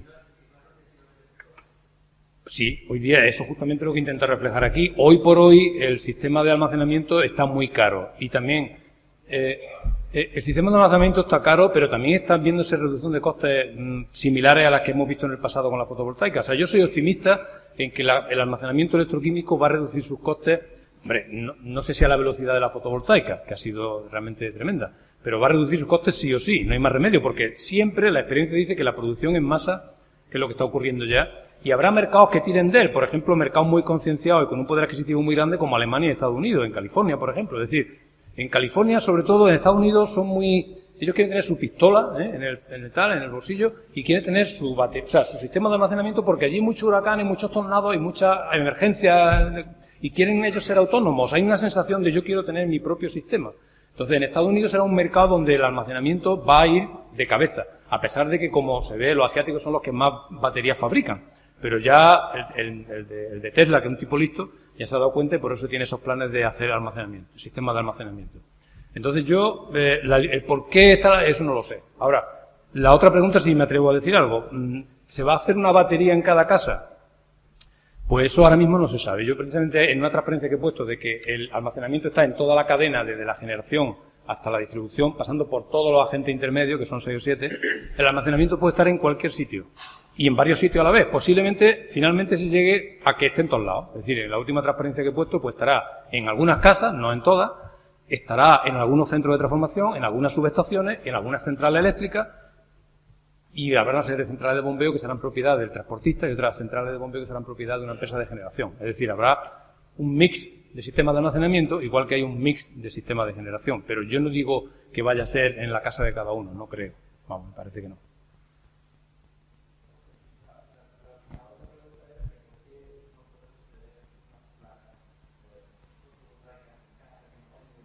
No, placas no, ha dicho baterías, ¿no? Ha dicho sistema de almacenamiento. No placas fotovoltaicas, hablaba de almacenamiento. Yo quizá, si puedo hacer una pequeña opinión sobre esto, estoy totalmente de acuerdo contigo, en el sentido de que al principio de tu charla hablaste del paradigma economías de escala frente a deseconomías de escala. La estructura del sector energético es cuanto más grande mejor, porque cuanto más grande más eficiente, más centralizado, más fácil de gestionar. Bueno, ahora hay una parte del sector que en realidad ha perdido esas economías de escala, entonces cada uno, sobre todo digamos un espíritu más anglosajón, yo me lo hago en casa, te pones tu techito y eres independiente, la república independiente de mi casa. Ese espíritu, yo me lo guiso, yo me lo como, ¿va a ser la tendencia generalizada? Yo tampoco estoy seguro. Porque de alguna manera está eso, yo me lo guiso y me lo como, y yo me compro mi independencia, pero es seguro que es más ineficiente si yo delego mi independencia a mi gestora de consumo y la compañía que me da, o la distribuidora, la generadora o la distribuidora, pone en común los patrones de consumo de todo el vecindario, de todo el pueblo, y al final me oferta esa misma independencia a costes mucho mejores. No estamos seguros, Antonio no lo está y yo tampoco lo estoy. Y muy probablemente la evolución es que sea una vía intermedia. ¿Verdad? Esa es mi visión y la tuya también. Sí, es como los huertos estos que se han puesto en las ciudades de moda, ¿no? Los huertos estos urbanos. O sea, todo el mundo va a tener un huerto, va a criar su coliflor en su casa. Va a ser difícil. Pero bueno, habrá cada vez más gente que tenga un huerto. Eso, a escala nacional, y ahora hablo yo de los problemas que tenemos en la Unión Europea, a escala nacional, el problema número uno es un poco cómico, y es que para consumir tomates, todo el mundo está de acuerdo que toda la producción de tomates de Lituania puede venir de España. Pero si tú le hablas al gobierno lituano de que los kilovatios hora van a venir de Francia, el gobierno lituano no está de acuerdo. ¿Por qué eso es así? No sé por qué es así, pero es así. La verdad que la independencia energética parece que es más importante para mucha gente que la independencia alimenticia. Sí. Eso es así. No sabemos por qué. Efectivamente existe la política agraria, la PAC, y no existe una PAC de energía, que debería existir, en mi opinión. Sí. A ver si me explico. Según tengo entendido, en los días de mucho viento, por la noche, como la energía eólica es gestionable, pues por exceso de demanda se ordena parar parques eólicos, ¿no? ¿No sería más eficiente y rentable, en lugar de parar esos parques eólicos, esa energía derivarla y convertirla en hidrógeno, gestionarla de esa manera en grandes pilas de hidrógeno bien in situ? Y cuando no hay viento, los días que no haya viento, esas grandes pilas de combustible no para alimentar coches de hidrógeno, sino para ese hidrógeno volverlo a convertir en energía. Si es eficiente y si es rentable y por qué no se hace si así lo fuera, ¿vale? Efectivamente, la eólica se vierte por dos motivos. Una, porque en el sistema global hay muy poca demanda en alguna madrugada, en primavera hay poco frío, en primavera hay exceso de producción y no se puede recortar nada más, y entonces hay que recurrir a recortar incluso la renovable, que es la que entra siempre, ¿no? O sea, con la eólica no sobra. Y luego hay razones técnicas, hay momentos y por problemas que Red Eléctrica detecta que vierte eólica por un problema de congestión de red, que eso es inevitable a menos que la red se refuerce, ¿no? Entonces, efectivamente, en vez de parar, se puede almacenar. El problema son los costes. O sea, de hecho, hay ya unas cuantas instalaciones, muchas, si ustedes miran en Internet, hay muchas instalaciones eólicas con almacenamiento. La cuestión está, hoy por hoy no es rentable sin prima, es decir, sin subvención. Entonces, lo que habrá que ver es qué mecanismos de incentivos se ofrecen al almacenamiento, como los que se ofrecieron en su momento a la fotovoltaica, para que esa producción masiva de almacenamiento abarate los costes y empiece a ser más competitivo. Pero no estoy seguro que sea hidrógeno. Como yo me he intentado decir ahí, seguramente el hidrógeno, para ser usado en pila de combustible, el ciclo completo sea menos eficiente que guardarlo en baterías electroquímicas convencionales o baterías de flujo o lo que sea. Sí, Antonio, en una figura del final has puesto lo que parecía así que iba a ser el mix energético del futuro, en el que prácticamente no hay ninguna contribución de la producción de energía por parte de combustibles fósiles, ¿no? Al final. Sin embargo, en una figura que pusiste al principio, que era un diagrama de tarta, donde comentabas que me parece que se refería a la proyección hacia finales del siglo XXI, nada menos que las 3/4 partes de la energía del mundo, tú decías, que se va a obtener de fósiles, ¿no? Entonces, lo que has puesto al final, que es simplemente ¿cómo va a ser, si técnicamente es posible abandonar la obtención de energía a partir de combustibles fósiles y las inversiones se hacen de forma adecuada? ¿Cuál es la proyección actual? ¿Cuándo podremos dejar de utilizar combustibles fósiles? Sí, son escenarios distintos, en primer lugar. O sea, el de la Agencia Internacional es que he ido muy rápido, como siempre me pasa, presento mucho material y, claro, lo que ocurre es que el público se pierde. La proyección era 2040 de la Agencia Internacional de Energía. Y posiblemente esté equivocada. Yo creo que es demasiado pesimista. O sea, yo pienso que va a haber una penetración renovable mucho mayor de lo que la agencia prevé con lo que está ocurriendo ahora. ¿De acuerdo? Y curiosamente la agencia no lo ha cambiado. Esa tarta es la misma en 2014 que en el escenario que se acaba hacer en 2015 ahora. Este lo he tomado del 2015. Y me he tomado la molestia de mirar, es la misma que 2014. O sea, los técnicos que hacen las prospecciones allí no lo han cambiado. Han dejado el mismo en 2014 que en 2015. Y creo que es un error, porque ha cambiado mucho en este año las cosas como para seguir haciendo las mismas previsiones. O sea, que esa es de la agencia para 2040. Y el horizonte que yo he puesto ahí sería a finales de 2100. Es decir, donde todavía habrá combustibles fósiles, pero esperemos, se supone que bastantes menos. Hay mucha gente la web está inundada de documentos que les recomiendo, búsquenlo en internet. 100% renewable. Y le salen 8 o 10 documentos importantes, algunos recientes de universidades prestigiosas, tanto europeas como norteamericanas, etcétera, donde hablan de que es posible un mundo. Ellos dicen 2050, yo eso ya no me lo creo. Creo que sería como mucho 2100, y aún así está por ver. Pero luego hay otra cosa que no hemos hablado aquí, que es la nuclear. Es decir, de momento las nucleares tienen en algunos países muchos años de vida. En España ya han agotado bastante su ciclo de vida, pero en otros países tienen muchos ciclos de vida. Y en muchos países la están instalando. China es una potencia nuclear ahora mismo. Quien más centrales nucleares está instalando es China, con diferencia.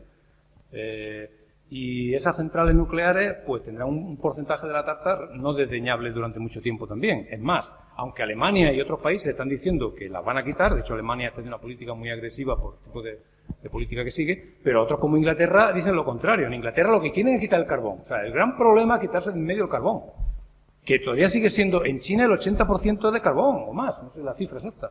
En Alemania todavía sigue siendo 60% casi carbón. En Inglaterra ni les cuento.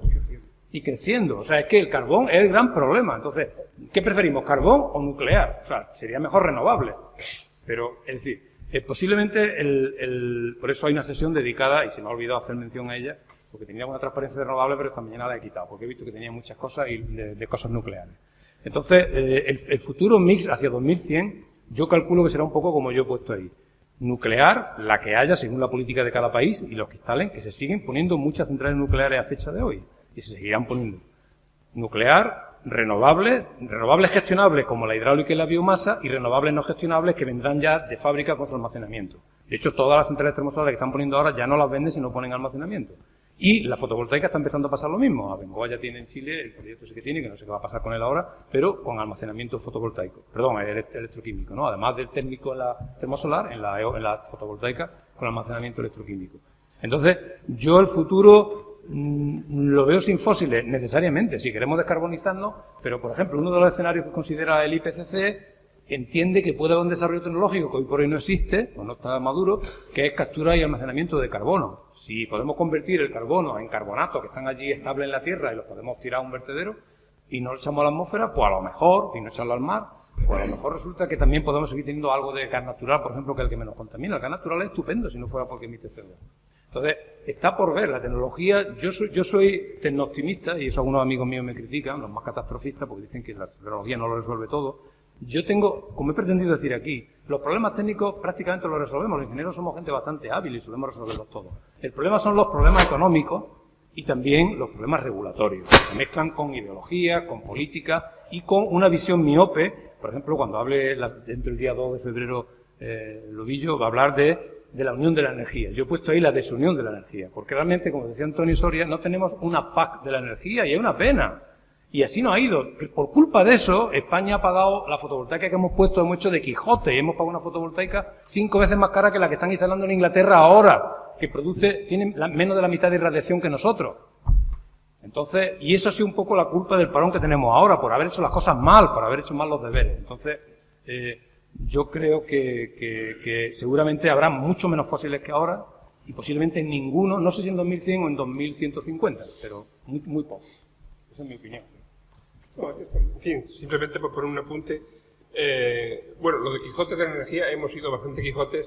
Los Quijotes absolutamente incansables son los alemanes, porque eso sí que lo pagan caro. Pero bueno, dicho esto, lo que quiero decir es que hablar de un sistema económico o socioeconómico sin emisiones de CO2 implica hablar de energía, implica hablar de sistema eléctrico sobre todo, pero implica hablar de más cosas. Entonces, si a día de hoy, a escala mundial, digamos que estamos en 7 toneladas de CO2 por habitante y año, cualquier proyección optimista, y de esas 7 más o menos son 5,5 consumo energético y digamos 1,5 consumo de carne, bueno, de queso, la pizza, la mozzarella. En el muy largo plazo, la proyección más optimista habla de entre 1,5 y 2 toneladas de CO2 por habitante y año. Y de esas 2, la mitad será comida. Y la otra mitad, otras cosas, probablemente la mitad energía. Pero lo que verdaderamente va a ser muy difícil de descarbonizar es, bueno, la mozzarella, las vaquitas. El metano de las vaquitas. Ahí ya es un cambio. Claro, te puedes ver, quien no conoce lo que es un filete de buey Kobe en el futuro no lo va a echar de menos. Pero mientras tanto la gente sigue viviendo. Eso es verdad. Perdón. Sí, buenas tardes. Mi nombre es Julio Alba. Antonio, lo primero, gracias por tu exposición porque ha sido muy pedagógica, como corresponde. Pero yo tengo varias preguntas. Una prácticamente ya la ha respondido. Es un poco el entorno político que subyace en todo esto, que subyace en la energía nuclear.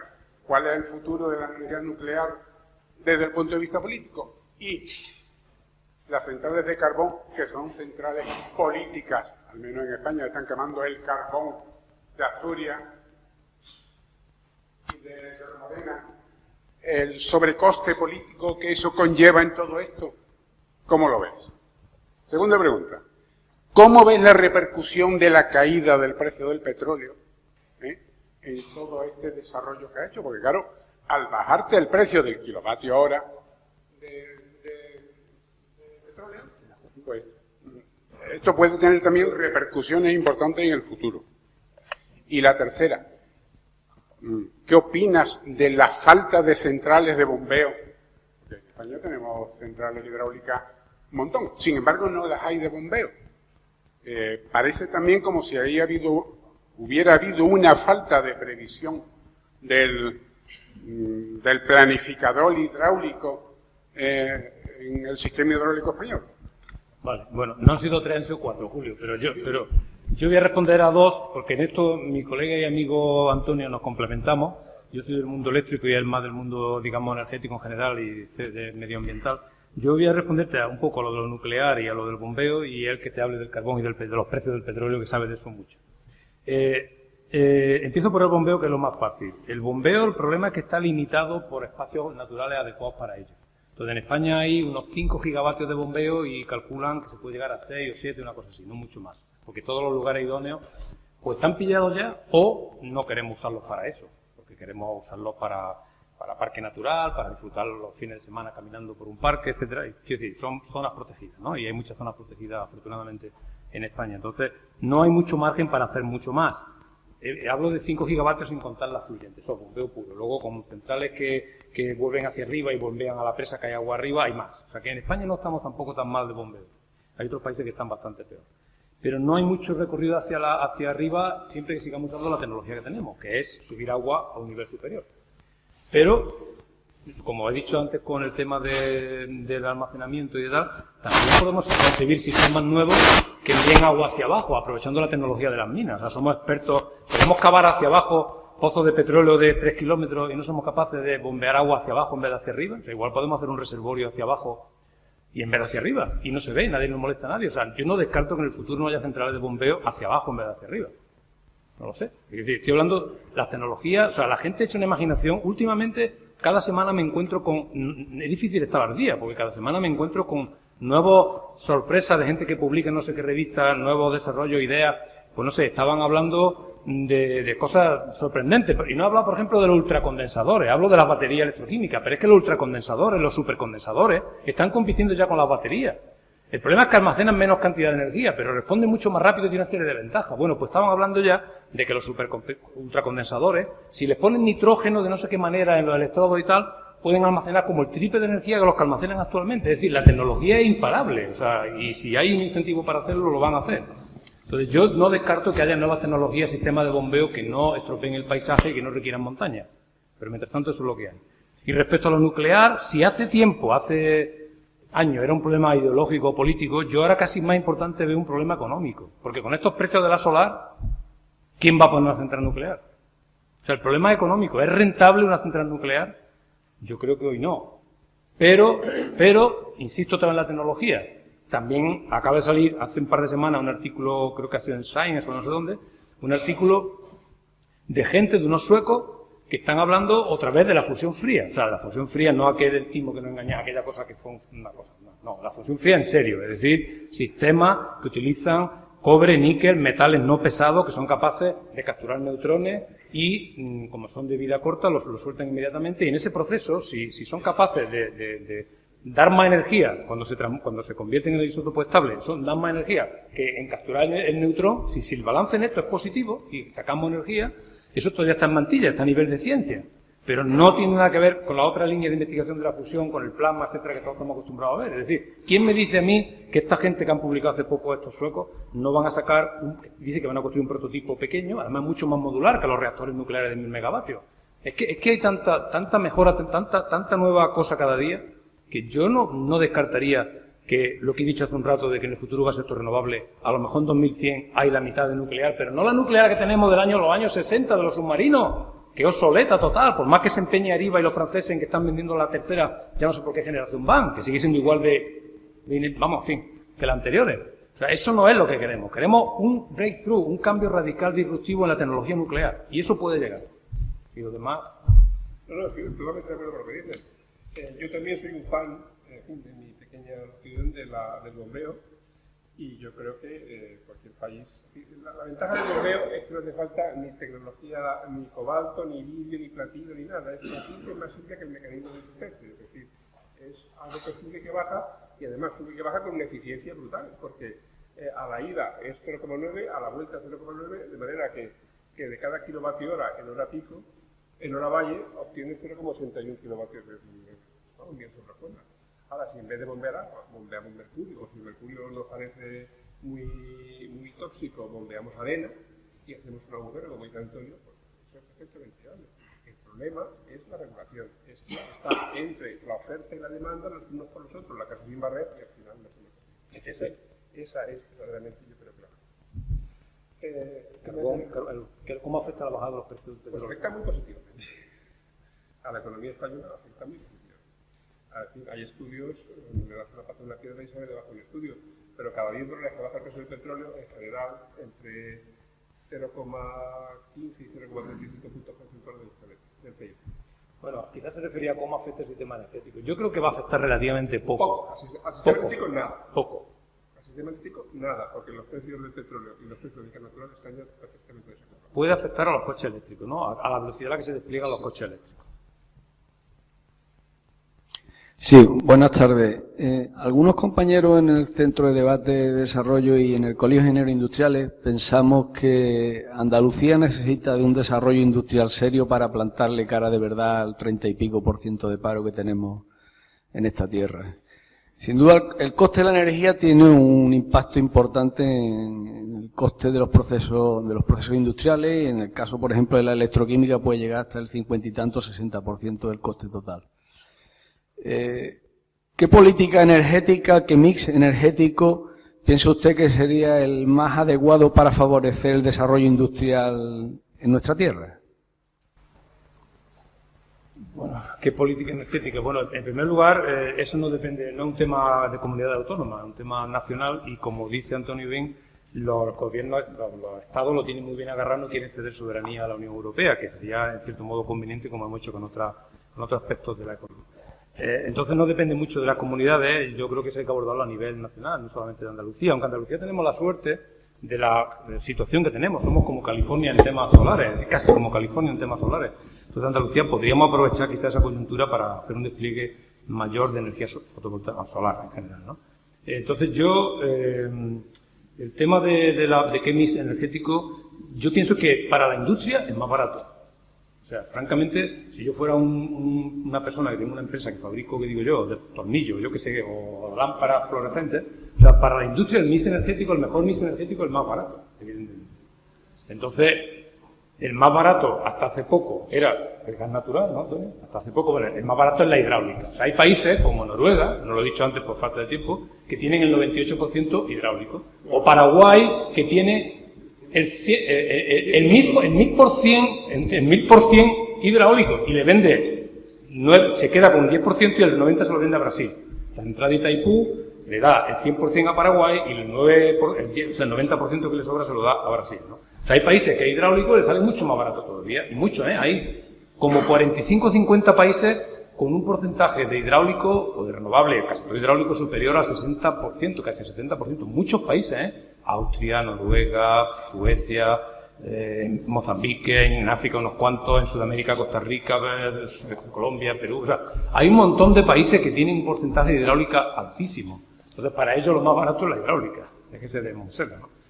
Y luego los que no tenemos hidráulica, como pasa en Europa o por ejemplo Alemania, pues el gas y el carbón. Pero es que el carbón ya es absolutamente intolerable para los estándares actuales. Entonces, ya no se trata de cuál es el más barato, sino de cuál es el que socialmente, o el que el consenso social demanda. Y ahora mismo, desde luego, parece que la gente, las sociedades modernas, por ejemplo los alemanes, están dispuestos a pagar un poco más por la electricidad con tal de que se descarbonice. E incluso que no haya nuclear, en el caso alemán, pues. A pagar bastante más. Fíjense, el precio en Estados Unidos es menos de la mitad que aquí de la energía, depende de que estemos hablando del gas o de la electricidad, ¿no? Entre 2 y 3 veces más barato que en la media europea. Entonces, bueno, allí son más competitivos en términos de coste energético las empresas que aquí.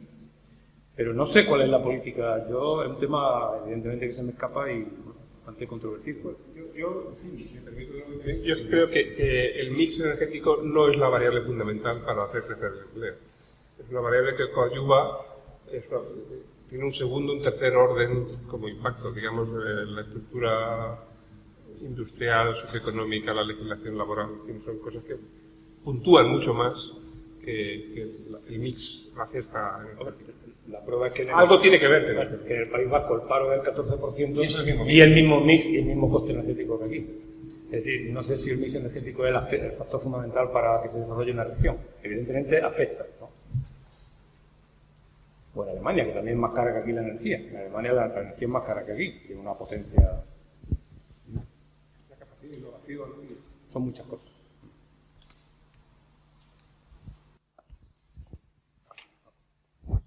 Sí, mi nombre es Francisco Basi y quería hacerle 2 preguntas a Antonio. Bueno, primero, quizás por dejarlo ahí un poco en el lado, decir que aquí en Andalucía teníamos un buen proyecto de bombeo que es Cerroja Balcón, 550 megavatios, 2 turbinas de 275 que tenía planteadas Endesa, pero bueno, al final, por razones de la planificación de la infraestructura de redes y tal, todo el tema ministerial, pues en principio se ha quedado aparcado, pero es verdad que, también es verdad, como bien sabéis, que el tema es muy lento desde el punto de vista administrativo, pero bueno, ahí está, yo creo que sería una infraestructura magnífica para, de alguna forma, poder recoger la energía renovables que pueda haber en Granada y en Jaén, sobre todo eólica, ¿no? Y termosolar. Pero bueno, ahí está, ¿no? Yo, quizá, las 2 preguntas, yo las enfocaría, la primera, bien, Antonio, has comentado, yo creo que de forma magnífica, bueno, pues todo de alguna forma el panorama energético mundial, sobre todo muy orientado, como es hoy día quizás lo más novedoso por el tema de las renovables, sus ventajas, sus inconvenientes, sus problemas, pero yo creo que quizás aquí una variable que quizás no la estemos jugando es el tema tiempo. Es decir, estamos hablando de que en el año 2040, has comentado, una quinta parte de la energía será renovable, quiero recordar que es el número que has dado, Pero claro, el tema es hacerse la pregunta si el planeta, por llamarlo de alguna forma, aguanta hasta el 2040 con esa renovable, o dicho de otra forma, con las emisiones de CO2 que eso significaría, ¿no? Es decir, que se habla muchas veces que, aunque evidentemente, como bien se sabe, las energías renovables están creciendo mucho, pero siguen siendo desesperadamente lentas en su crecimiento en función de que no son capaces de coger toda la velocidad que haría falta para que en un tiempo razonable, como tú bien has dicho también, en 2050, difícilmente, por mucho que se quiera, puede ser un mundo de gran forma renovable. Es decir, que yo creo que aquí lo importante es saber si aguantamos el tirón como planeta con esta velocidad de crecimiento de las renovables o de alguna otra tecnología que no nos meta CO2, ¿no? Por tanto, aquí es una de dos, o de alguna forma desacoplamos el tema económico, o a lo mejor nos encontramos en que ya no tiene sentido nada porque, bueno, de alguna forma el planeta tal como lo conocemos, etcétera, etcétera, por todo lo que se está viendo o tal, pues tendría un efecto climático totalmente inasumible, ¿no? Y ya por último quizás saber tu opinión sobre si tú crees que, porque lo has comentado un poco cómo entran las renovables en el sistema de precios en el pool, ¿no? Es decir, la oferta y la demanda, cómo se desplazan las curvas y tal. Y bueno, pues de alguna forma pensar que este sistema viene arrastrado desde la ley del sector eléctrico, de la ley 5497 del año 97, que en principio no había renovable, por llamarlo de alguna forma. Estábamos con el tema de los costes hundidos, etcétera, etcétera, el precio marginal, que se pone el precio a lo último kilovatio que entra. Tu opinión sobre si tiene sentido a estas alturas de la película un sistema como el que tenemos ahora mismo en España. Son muy largas y muy densas, sobre todo la segunda. La primera es relativamente fácil. Ya liquidar la primera rápido porque creo que es fácil. Yo creo que la primera te remito a lo que han acordado en París hace un mes. Es decir, ¿estamos a tiempo o no estamos a tiempo? Los científicos han trazado un plan, yo lo he puesto ahí de forma rápida, el 2.6, que es el que tendría que tener, no en 2040, o sea, todo el mundo sabe que hay una inercia que no podemos cambiar bruscamente, tiene que haber un punto máximo y luego bajar. Entonces, lo deseable sería ese plan 2.6 que llegaría a emisiones cero en 2100, incluso un poco negativas. Fíjense, emisiones cero, ¿no? Eso es muy ambicioso, yo no sé si se va a conseguir. Lo que hay ahora mismo es la superposición de 180 o 190 planes de cada país que voluntariamente han querido poner y que se han comprometido a cumplirlo, pero también hablan de un fondo por ahí de no sé cuántos cientos de miles de millones que van a poner los países ricos. En fin, ahí el cumplimiento de lo de París y si llegamos a tiempo o no llegamos a tiempo es una buena pregunta, pero yo me siento incapaz de responderla. O sea, yo no lo sé, no sé si alguien también por aquí en la sala puede opinar sobre ese tema. Yo no soy experto en cambio climático, no lo sé. Me temo que podemos estar mal de tiempo, efectivamente, como tú mismo reflexionas en voz alta, pero no estoy seguro. Y la segunda pregunta, esa es muy larga de responder, pero voy a intentar decir algo. Ayer o anteayer decía Arias Cañete que el mercado eléctrico europeo, que se ha creado por justaposición de los mercados nacionales o regionales, debe estar al servicio de las renovables y no al revés. Y lleva razón. Los mercados eléctricos se diseñaron en el 97 en el caso de España, como tú dices, en otros países después, en otros antes, y en aquella época no había apenas renovables. Y básicamente las reglas siguen siendo las mismas. Ha habido ajustes, qué parte de energía se subasta en el mercado mayorista, qué parte se hace con contratos bilaterales, se ha eliminado la subasta, ha habido retoques continuamente, pero parches. O sea, no ha habido un diseño teniendo en cuenta hacia dónde queremos ir. Estoy de acuerdo contigo y creo que eso la Unión Europea lo tiene y seguramente esa misma pregunta se la podría hacer el día 2 a Cristina Lobillo. Seguramente la Unión Europea está por la labor de cambiar el mercado de electricidad que hay ahora mismo, los mercados eléctricos, para adaptarlos a esta realidad y cambiar esto de los costes marginales, de quién entra tal, quién no entra, quién tiene preferencia, qué restricciones, este tipo de cosas es bastante técnico para hablar en esta audiencia. Pero es bastante importante. Estoy de acuerdo contigo en que es muy importante y que necesita un cambio urgentemente. Es más, algunos entre los que me cuento y algunos de los que están en la sala, incluso creo que Antonio, no estamos seguros de que los mercados eléctricos al estilo que los economistas diseñan sea lo más adecuado para el sector eléctrico. Yo no estoy seguro. Yo no estoy seguro de que los electrones en un sistema tan complejo como el eléctrico, donde tiene un balance instantáneo de energía, etcétera, tenga que venderse como si fuera un mercado de mayoristas y de la carne en el mercado. Es decir, yo no sé si se puede hacer una subasta como las subastas de pescado en las lonjas de energía eléctrica. No lo sé. En tiempo real. No estoy hablando de subastas de capacidad, sino de energía en tiempo real. O sea, de energía No lo sé si el modelo que tenemos es el más adecuado para un ítem, para un commodity tan complejo como la electricidad. ¿Qué es lo que ocurre? Pues lo que había antes era un sistema totalmente regulado, 100% regulado, no había, digamos, competencia, no había, y por tanto muy ineficiente. Entonces el reto está en encontrar un equilibrio entre un sistema lo más eficiente posible, beneficioso para la sociedad, el social welfare, y que se adapte a las características de lo que es la electricidad, y sobre todo ahora con la energía renovable. Y yo creo que eso no lo hemos conseguido.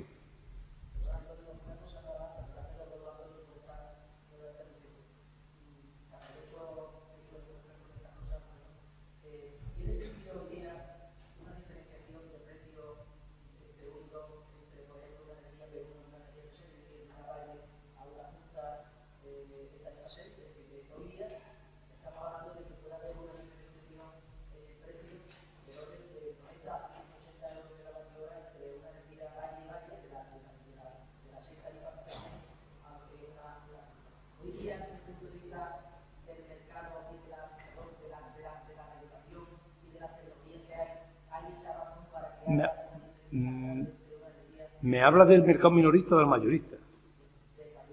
Del mercado mayorista. Bueno, en el mercado mayorista, con el mecanismo que tenemos... Es que no es técnico, Paco, es que un tema económico, es que un tema de coste, primero regulatorio, efectivamente, de la regulación que tenemos. Pero como él habla de técnico, yo creo que no es un problema técnico la tecnología. O sea, la tecnología lo que permite es que los agentes hagan ofertas por Internet instantáneamente y que hagan todo eso. La tecnología facilita todos esos mercados y tal, ¿no? Pero es un problema de que los costes son diferentes en ese mix energético, cada tecnología tiene un coste diferente. Por tanto, si estamos en una hora valle y todo eólico, el coste será muy barato, incluso cero. Ha habido muchas horas del día, muchas horas en el pasado y que ha habido costes cero en el mercado mayorista de energía. Y habrá otro momento donde entre muchas centrales de punta porque hay una emergencia, porque se ha parado el viento y porque hay un frío tremendo, y entonces la demanda es altísima, y es lógico, eso pasa como en cualquier otro mercado. O sea, mientras tengamos un mecanismo de mercado como el que tenemos, no es un problema técnico, es un problema de económico y de cómo se hacen las ofertas y las subastas.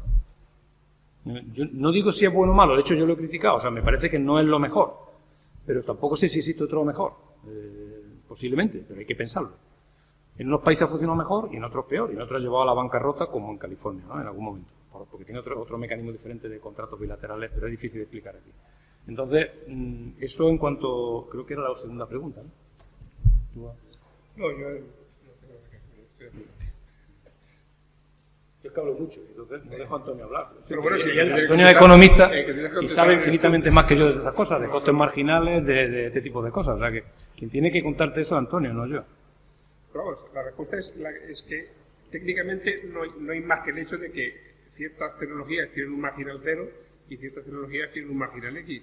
Y como las subastas se hacen con el marginal por regulación... Otra cuestión sería si hacemos una subasta de costes medios, de si embebemos, internalizamos en los costes todos los costes, es decir, es otro problema.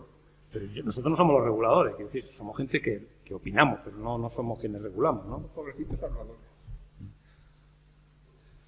Muy bien, pues yo creo que no hay más peticiones de palabra. La gente está cansada, lo hemos cansado. Bueno, yo creo que no está cansada, y lo que quiero hacer es agradecerte enormemente lo bien que lo has hecho y el interés que has suscitado en la audiencia por un tema que no es fácil, pero que es fascinante. Es fácil. De modo que, en fin, yo creo que hemos podido dar un barniz bastante, no muy trivial, digamos, sobre los muchos problemas que tiene este sector.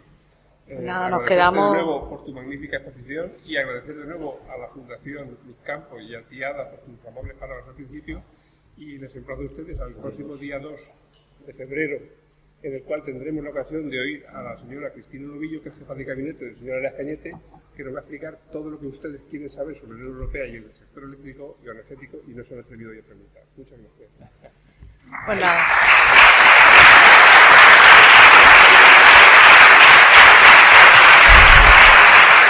Yo solamente quería cerrar con esas palabras. El tema no es fácil, sin duda ha sido fascinante. Me vaya a perdonar que en esta ocasión no voy a dar unas palabras de resumen de lo que aquí se ha hablado. No me siento capacitada. Lo que sí os pido que empleéis toda la energía, la que queráis, para compartir ahora una cerveza todos juntos. Muchas gracias.